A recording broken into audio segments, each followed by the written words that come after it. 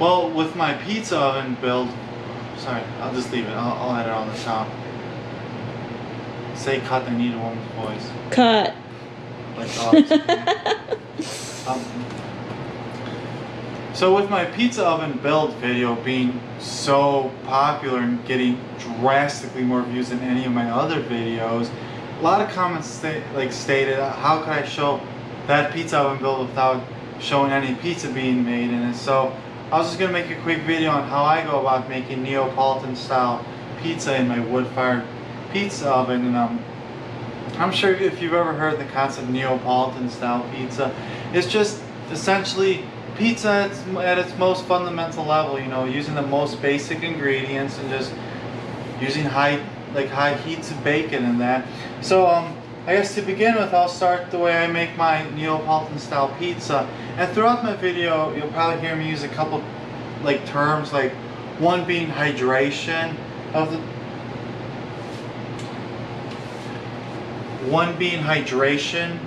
of the dough, and that all the hydration means is the percentage of water to flour. So for my pizza, I use 69% hydration. So if I have 100 grams of flour, I'll be using 69 grams of water for it. And also, like, when you ever hear Neapolitan, I'm making a video. Whenever you hear about Neapolitan style pizza, you always hear the term or 00 flour, 00 flour, and all that is an ultra fine milled wheat flour. And sometimes it can be hard to find it. I get mine at Gordon Food Service. Now it's abbreviated as GFS, and all it is like I said, ultra fine milled wheat flour. Any basic wheat flour works. And what works really good is finding a flour that has a high protein content. And if you get it at GFS like I do, you'll get it in big 50-pound bags. And also another really important factor of this is using fresh yeast. Sometimes you'll hear people saying that they use what's called bica, which is just essentially allow yeast to sort of ferment in water itself and grow. Sort of similar to how sourdough works, but for my pizza, I just use fresh yeast, sometimes called cake yeast. So I'm having a pizza party for Father's Day, and I'll be making 24 pizza balls. So my recipe that I'm using right now is for 24 balls, but again, you can just scale this down because I'm all mine's in grams, and you can just scale it down to whatever you want. So I'm gonna begin. I have my recipe right here. So the way I go about it first is I start with the water, because then I'm going to absorb, or I guess mix, the yeast in it. So I need 2,760 grams of water. I use a nice spring water or purified water. My tap water has a lot of minerals in that, so it doesn't really work that well. And you want it to be really cold. So, nope, mine turned off.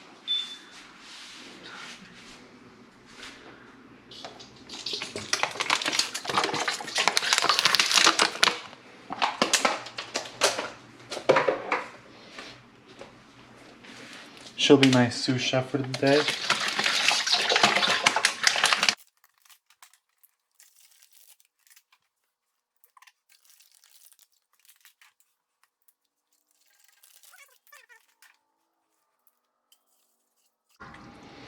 Perfect. So for 4,000 grams of flour, I have, for what would be approximately 69 grams of, or 69% hydration. And the next thing I will do is add my fresh yeast. This can be somewhat hard to find. I get this at Whole Foods, and they have it in small little packages like this. It's only like $3. So for mine, I need 30 grams. You know where the small scale is?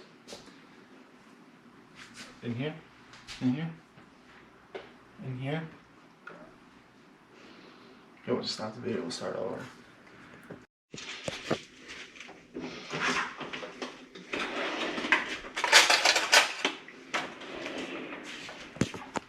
So we found the scale, so I'm going to measure out 30 grams of yeast.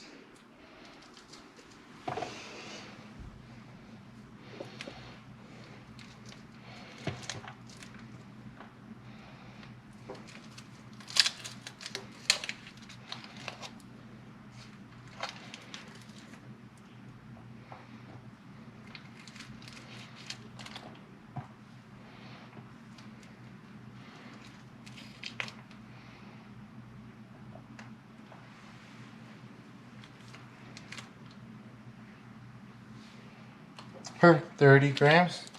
Okay, spill it everywhere there. Alright, so I'm going to mix it into the water right now and make sure it gets all absorbed in it. And I'm just going to go back and forth on between my thumb and my index finger.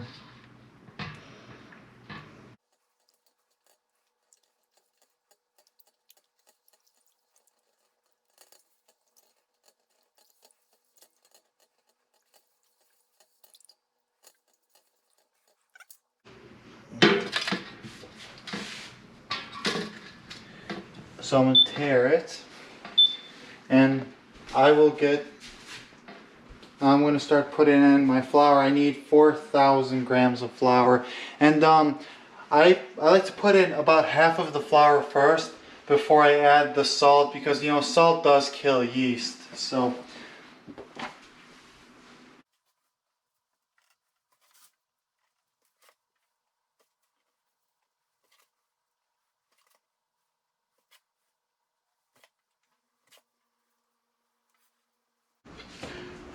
okay.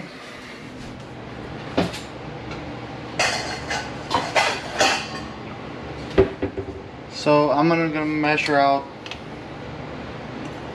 140 grams of salt. And for this you want to use a sea salt.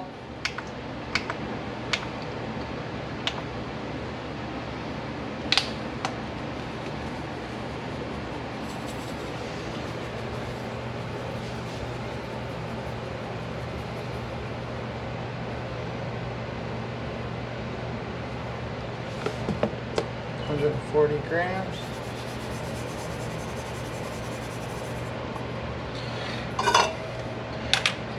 So I'm just going to begin mixing these all in together.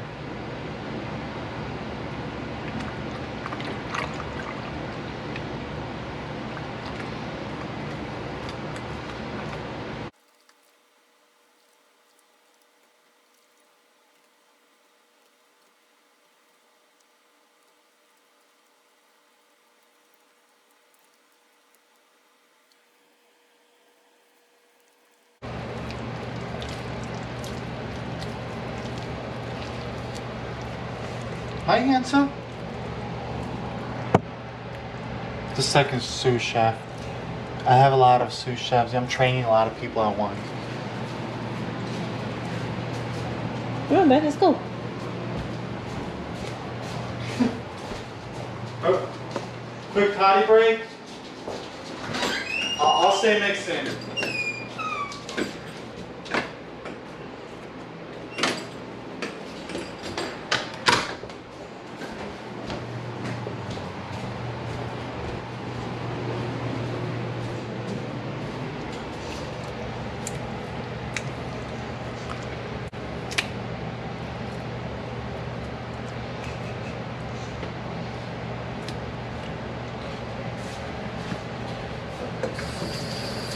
That is so cold.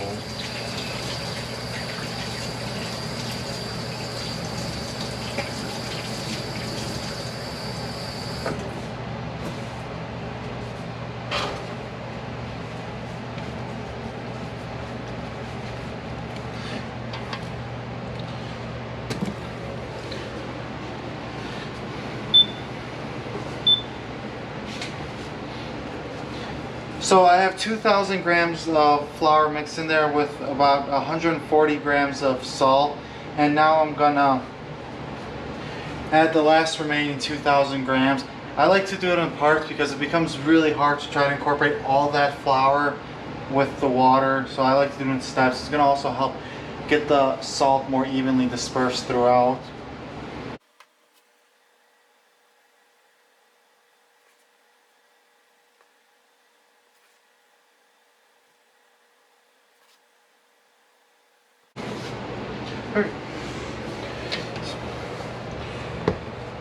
So like I said earlier, this type of food is at the most fundamental level with the most basic of ingredients. So that's it for the ingredients of the dough. Now I'm just gonna mix by hand. I'm gonna get everything incorporated into the bowl. Then I may go onto the counter to knead, because it's going to take a while to knead by hand. And the reason why they say it's nice to knead by hand is because a lot of the machines, like I have a KitchenAid stand mixer, and a lot of the machines will actually heat up the dough and cause it to rise really fast. So you want it to rise as slow as we can make it, because that way it'll give us a lot better heat bubbles throughout, or air bubbles throughout, like little air pockets.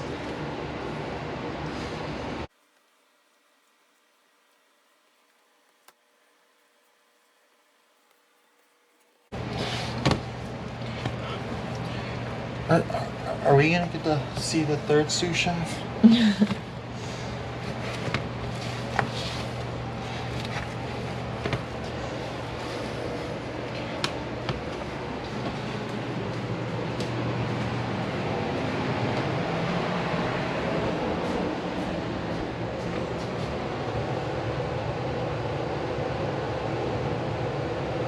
he sleeping? Yes.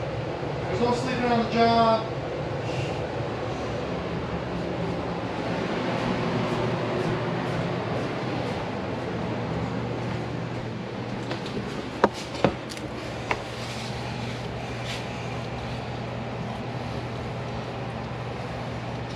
The worst part about kneading this is just getting all this stuff out of your hands. Ugh. Okay, so I'm gonna knead for about 10 to 15 minutes by hand, and then I'll talk to you guys then.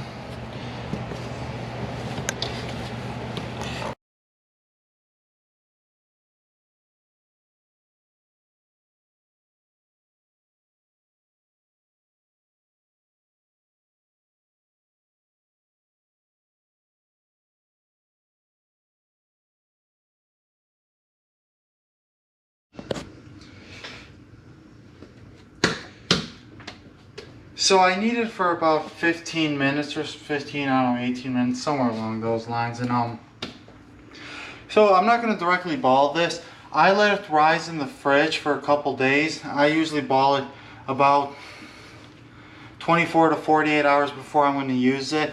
And I'll take it, and even when I ball it, I'll put it back in the fridge, and I'll take it out like 3 hours before I'm going to use it, just so it has a chance to get to room temperature. So I have the bowl I mix it. I'm just gonna spray it with some quick, this is avocado oil, just so it doesn't stick, and then so it doesn't stick to my hand. I'm just gonna get it all together. Try to get a smooth top. It's sticking so much. There you go.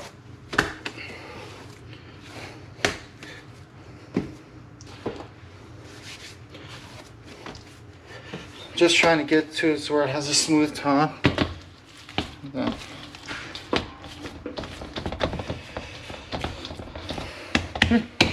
that's a lot of dough. And I'm just gonna cover it and put it in the fridge, and I'll see you guys in a couple days when I ball it and get ready for the party.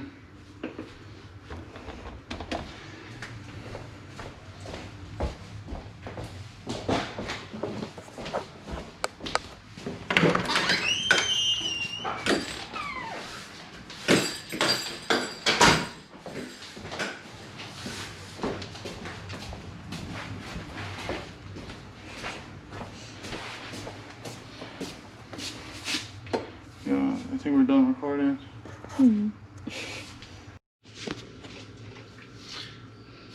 How come I always wear black shirts to do this stuff? You know, flour shows so much on it. Oh, you're rolling?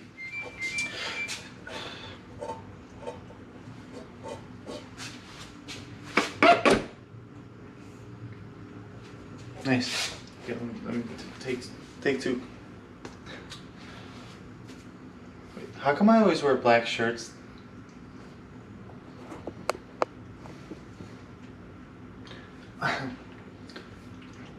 How come I always wear black shirts to do this? Like, so much.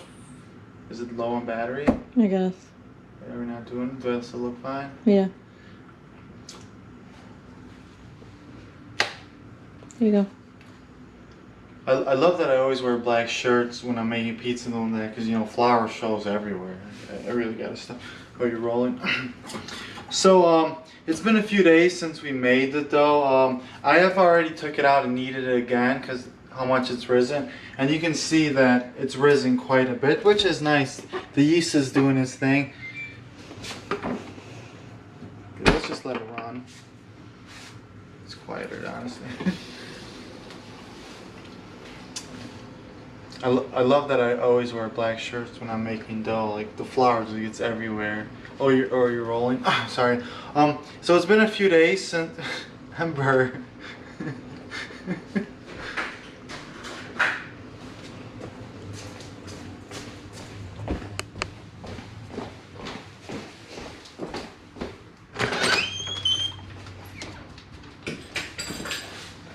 in the middle of a taping, Wick.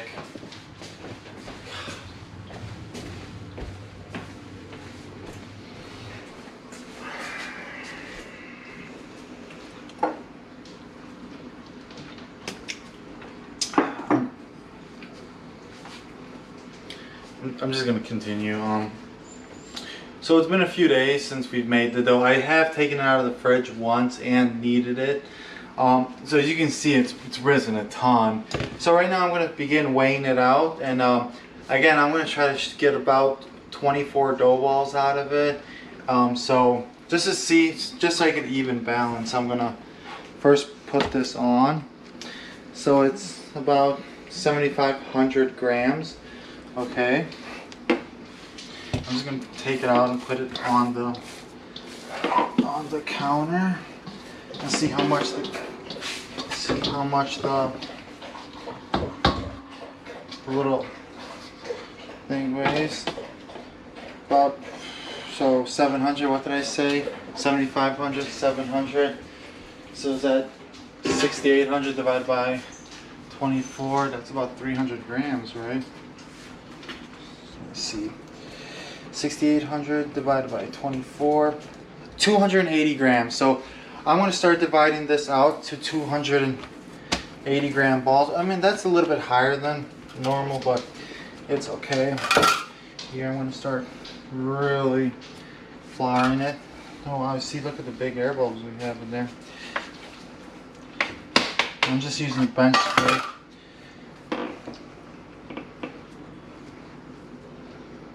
Ooh, almost there. A little bit more.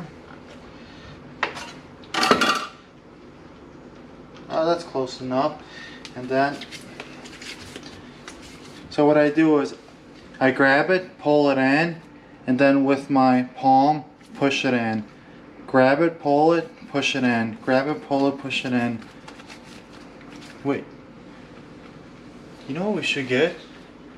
One of those like slow-mo cameras. I wonder how much those are.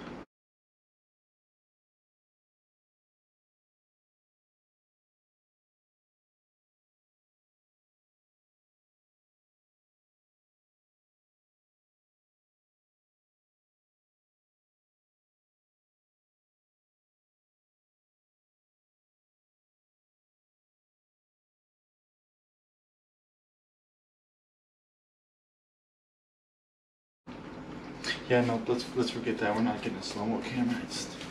I am broke. And then we have one little ball. So I'm gonna repeat that 23 more times. And traditionally when they do this, they use actual wood ones. I am, how you say, broke. So I got some plastic ones off of eBay or Amazon.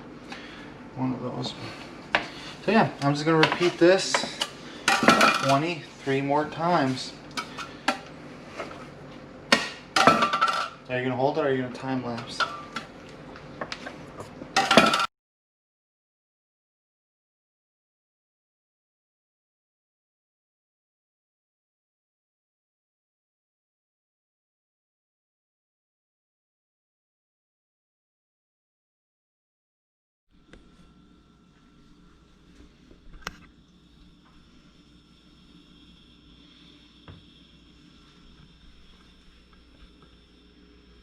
Just trying to steal the show, aren't you?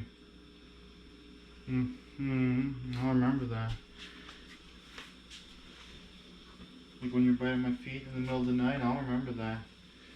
So, on a real note, I made all 24 balls, evenly, you know, right around 280 grams, and I'm gonna put them back in the fridge. I'll usually pull them out a couple hours before I actually start serving them. I'll usually pull them out roughly right when I start preheating the oven, and you want it to be at surface or at ambient temperature, just so condensation that doesn't make them stick to everything.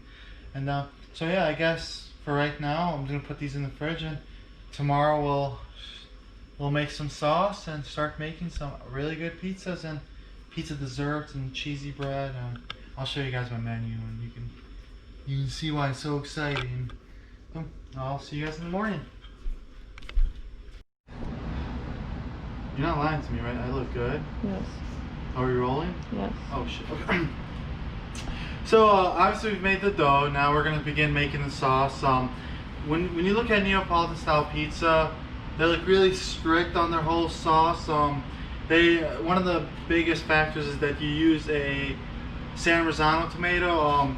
It's essentially just an elongated plum tomato from a region of San Marzano, which is just outside Naples. I believe like they first became like really popular because they grew at the foot of like Mount Vesuvius, if I'm saying that correctly. But yeah, like I said, it's essentially just oblong shaped plum tomato. They're slightly more acidic than the standard plum tomatoes you find at the store. And when we look at the sauce for it, it's just essentially crushed up tomatoes and salt. To crush it up, you can either do it traditionally, which is done by hand, which I do sometimes as well. It does just give you larger chunks, or you can use a food mill, which is what I use nowadays. If you ever look at standard food or a couple varieties of food mills, this is the easiest way to go about this. It's also by far the easiest way to clean, and I just have the coarse head in there. I mean, I want it ground down, but not too fine. And so I'll begin crushing these down, and then I'm gonna start salting to taste.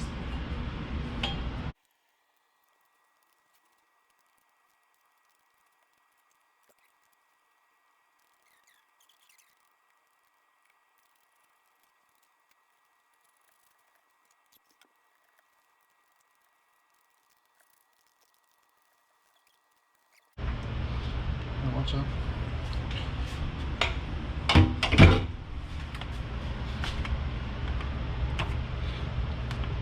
So I have the tomatoes all milled down. Again, the food mill does give a really nice even consistency. When I do it by hand, there is typically always larger parts throughout. Like some makes it more rustic and authentic. I don't know, doesn't matter. The San Marzano tomatoes I got, I forgot to mention, I get the big can of it at Costco. It does have basil in there. I just leave it in there. I like to add a flavor in that. And so when we look at the sauce, again, it's just the tomatoes and salt. So for salt, I just always, every single time, just salt to taste. It takes a good amount. And I'll go a little bit at a time, trying to make sure it's nice and evenly mixed. You see, it's really nice and even. It's really wet, but that's just the way it is. Since we put on a very nice thin layer on the pizza, it doesn't really like weigh it down and make it not be able to cook.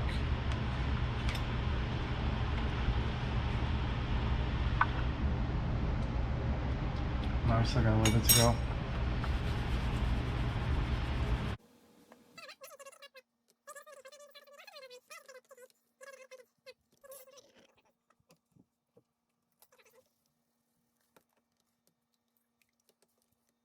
I know.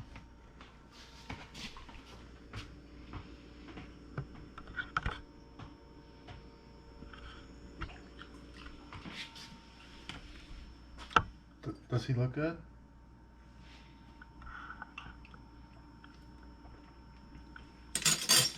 tad bit more. Just a very little bit more.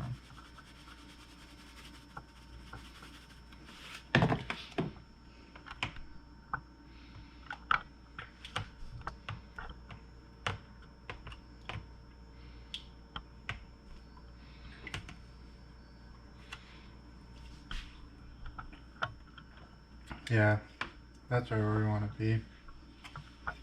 Awesome. Sweet, so I guess with the sauce made, we're going to be ready to start making some pizzas. In this video, I'm not going to really go into how I make my cheese. For like when I really do parties, like I will make my own cheese. But yeah, we're ready to begin making some pizzas. So it's finally pizza day.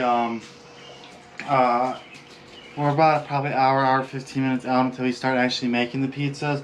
So I'm going to start preheating the oven. It's going to take about hour and a half-ish total to get to about 1,000 degrees. You know, 950 through 1,050. It usually varies right there. And for me, I burn a cherry wood. All the best pizzerias in the world always agree that fruit wood burn the best. You know, across the country, a lot of them who have easy access to apple wood, they use apple wood. Across Naples, it's the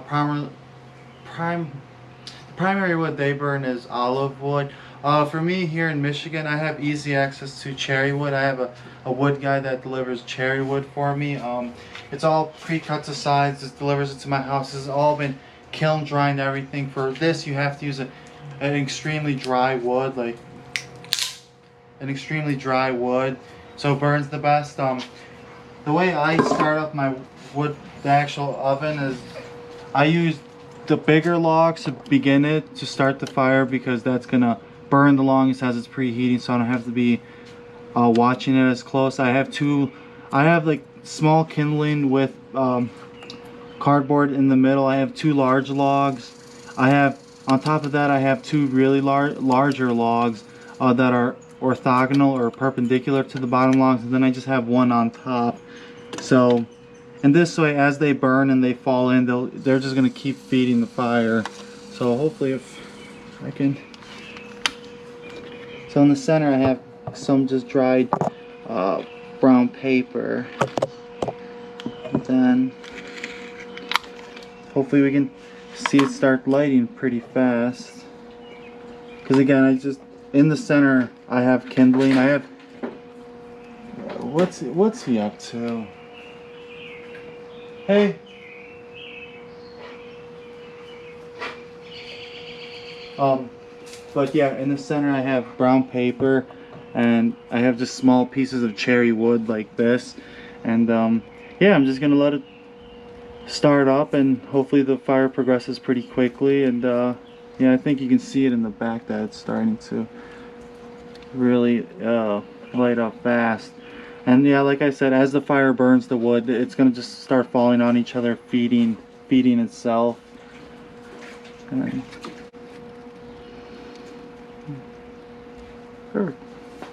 just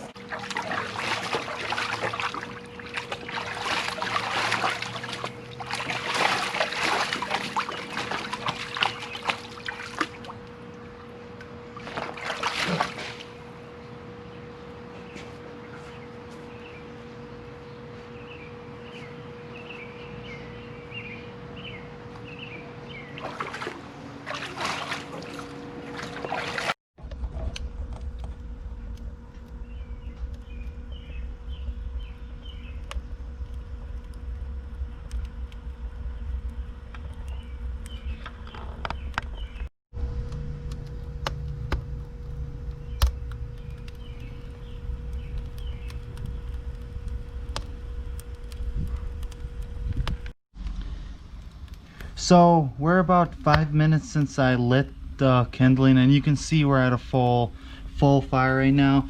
The topmost wood is nearly entirely on fire. Those 2 centerpieces, horizontal, are basically almost entirely on fire. And I don't know if you can see the bottommost wood, the larger pieces, they have a small flame towards the center of the wood. And again, that's like I was saying, as the fire like progresses and gets bigger, those bottom ones are gonna really start lighting, and as the top pieces burn, they're just gonna sort of collapse in the middle.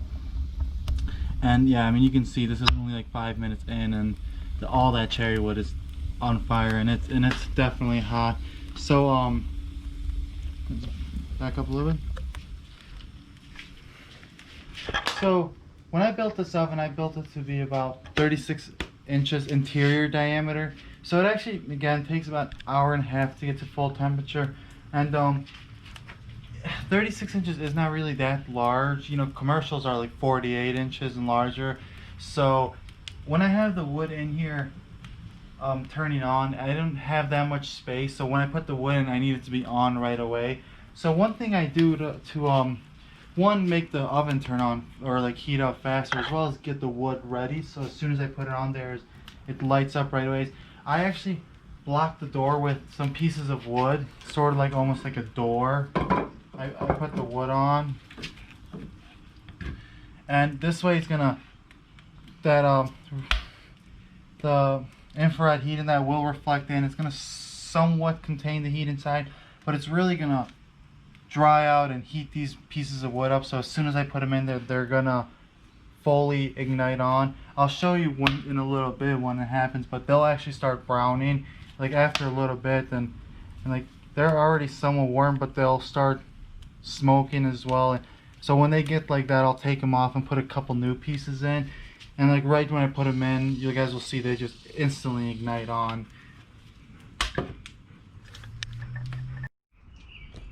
So we're about 30 minutes into preheating the oven, and I wanted to show you guys what I was talking about, how I put the wood here so they can get really hot, and then we put them on, they instantly light.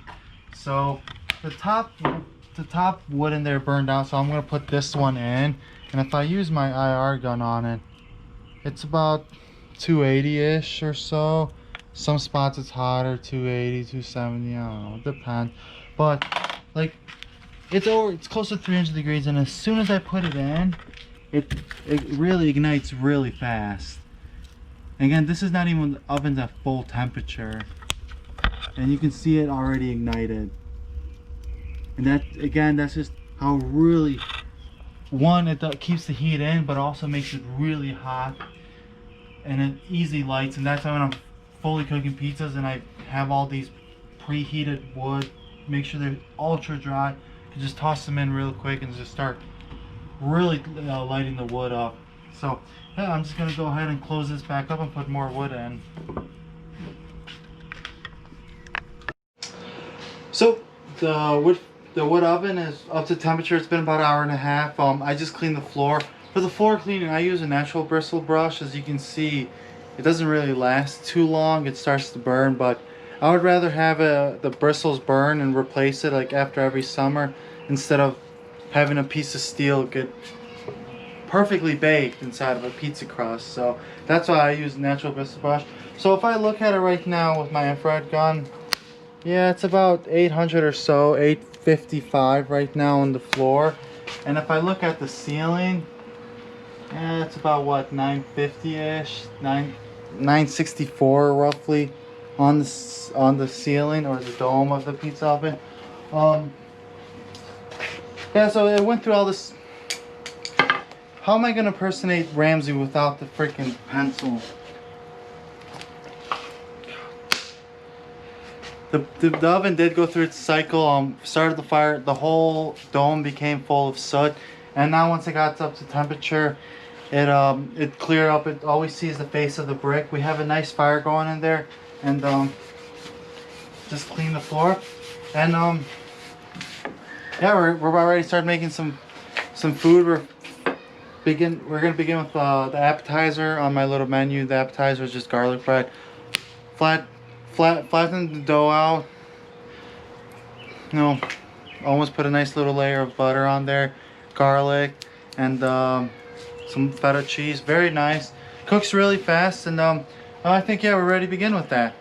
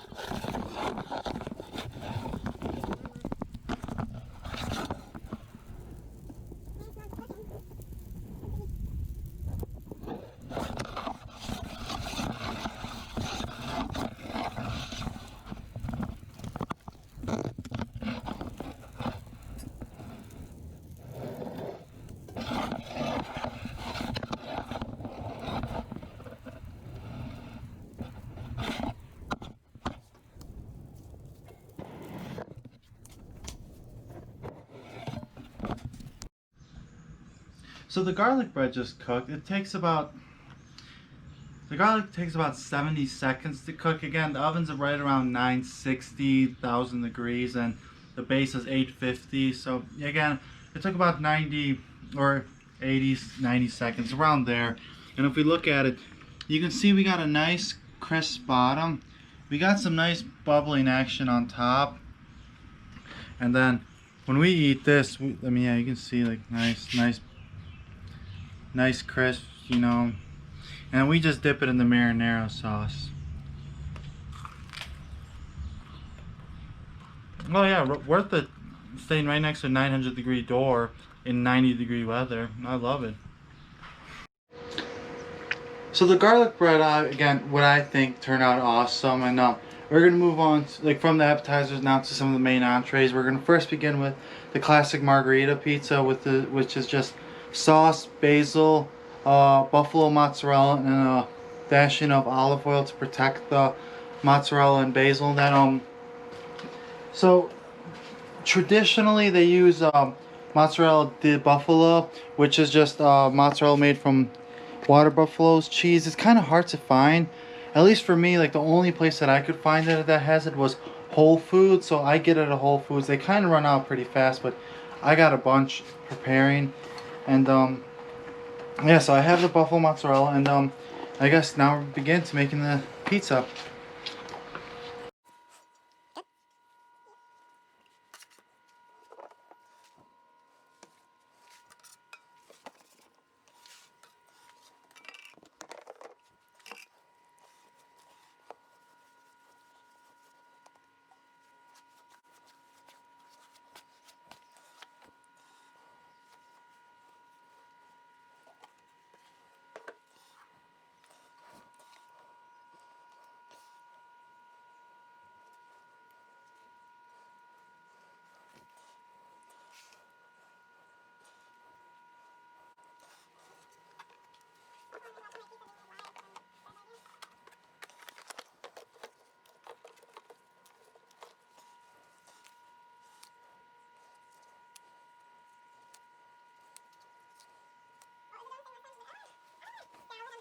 Yeah.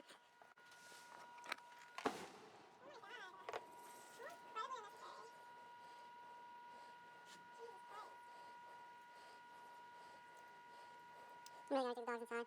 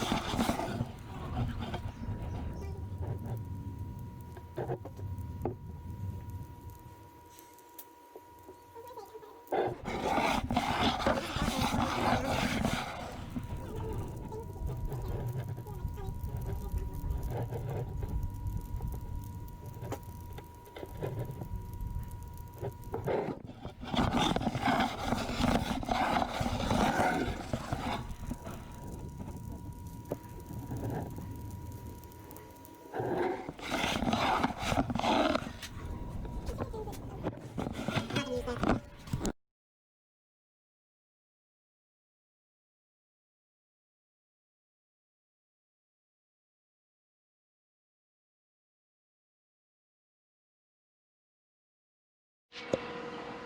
So yeah, as of right now, we've finished appetizer, the garlic bread. We've made one of the pizza styles that I do in my patio parties, the margherita pizza. Now we're gonna go to the marinara. Marinara is a similar flat dough out, nice crust on it, same sauce, but we don't put any cheese or basil on this. We just put fresh garlic and oregano. Same with a little drizzle of olive oil on top of it. So I guess that's what we'll get to next. Good.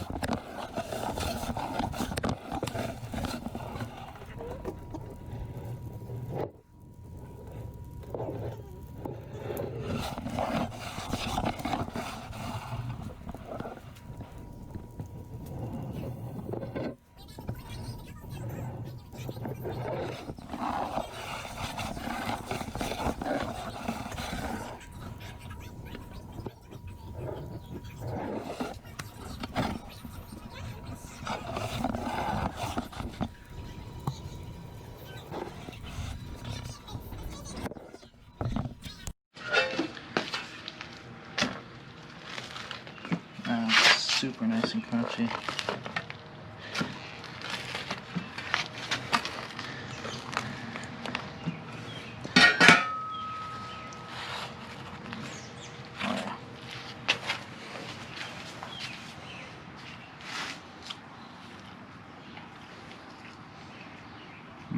How much better can you get than that, honestly? I mean, nice spongy crust, crisp little bottom.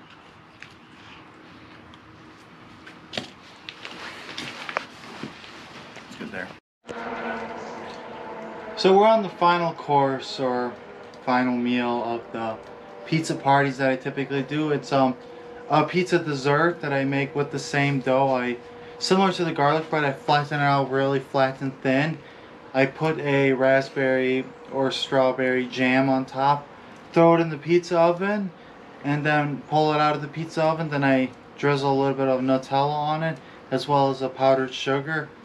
Super decadent, super lovely. I mean, it's really nice. So let's check it out.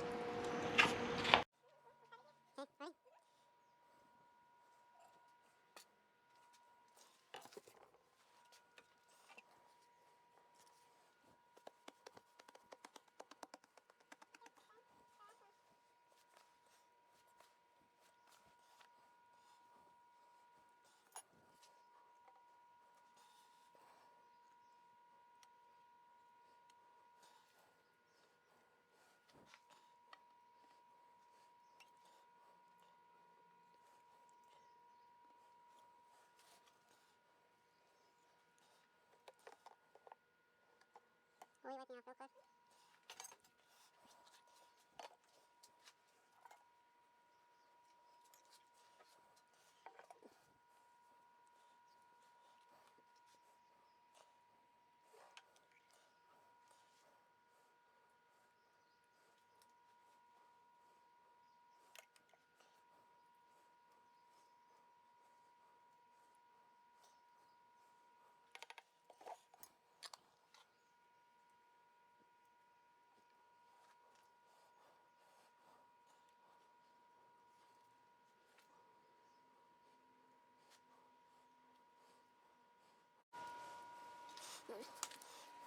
Leave this on recording. Because I gotta do all that other stuff.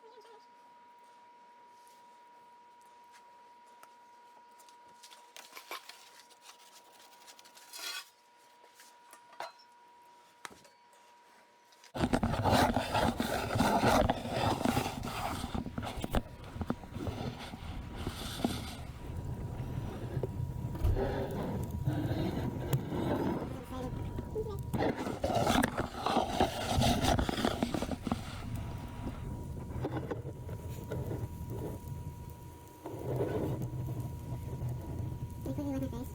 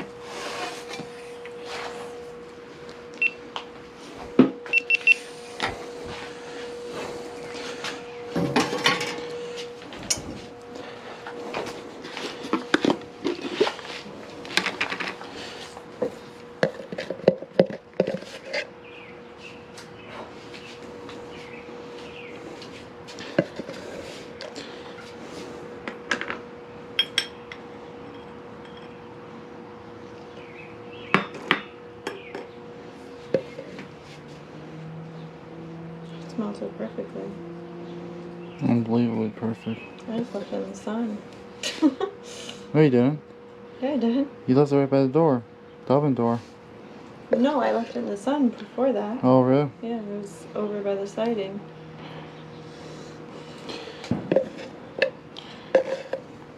You ready to hear that for the next 2 days? 48 hours?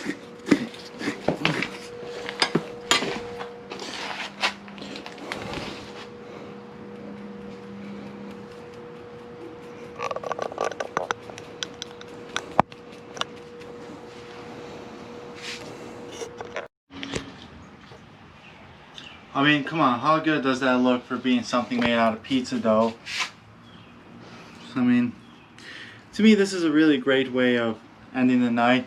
Underneath the bubbles, you have a nice coating of jam. Where the jam was exposed, it caramelized really nicely, and then, you know, the richness and I don't know, like, how good Nutella is, followed by a small layer of powdered sugar. I don't know, just it's a great way to complete the night. Yeah. Inside, on the bottom, great cook, just like everything else. And then we just, my favorite part. I mean, the jam with the nice layer of Nutella, which is perfect.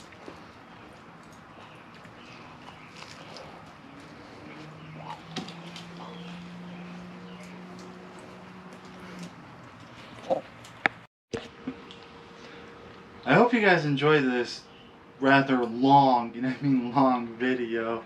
It was just, I went into a lot more detail than I thought was necessary, but I just wanted to show everyone what I do, you know, for my pizza parties out here in the gazebo, you know, if you watch me make all this. But this was just, yeah, me showing what I do for these type of things, you know, bringing family and friends together, you know, people that have never experienced something like this. And just having fun with it, you know, letting people bring their own ingredients and making their own pizzas and just having fun. And I mean, if you guys watch this video, I really appreciate you watching it. And if you guys would like, I could make a video on how I make my sourdough for these. Like I also make a sourdough pizza dough to make wood fired pizza. And if you guys would like to see that, just let me know in the comments. Thank you so much. It's hot. Hot.